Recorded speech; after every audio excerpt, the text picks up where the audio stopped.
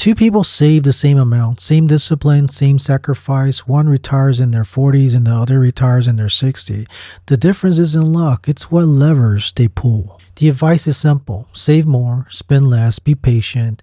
That advice isn't wrong, it's just incomplete because saving alone moves the timeline very slowly, and most people will never see why. Let's say you save $500 per month. That's $6,000 per year.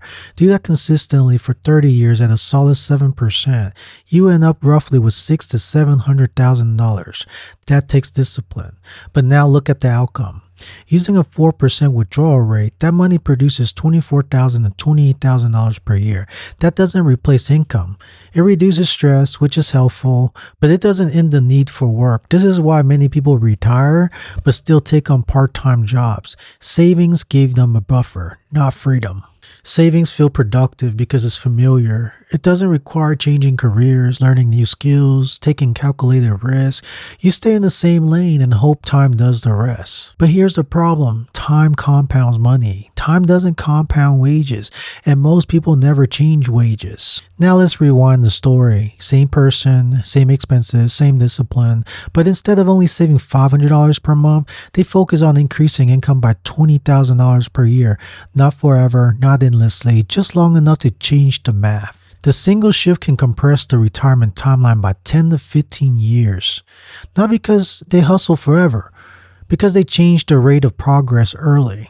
This is the key idea. Saving changes the total. Income changes the slope. A steeper slope means fewer years required. That's why two people with equal discipline ends up decades apart. The math diverges quickly. Picture this. Person A saves $6,000 a year for 30 years. Person B saves $6,000 a year and increases income early, adding another $15,000 to $20,000 per year for just part of that window. They don't wait longer, they arrive sooner. Same effort, different leverage. Why most people don't do this is because income leverage feels uncertain. It challenges identity. It asks different questions. What skills could scale? What roles could grow? What assets could produce more? Savings, on the other hand, savings don't ask questions. Savings ask for endurance. But endurance is a long way to travel without leverage. Retirement isn't a reward for patience. It's the result of reducing how many years your life requires labor. Savings support the plan. Income reshapes the plan.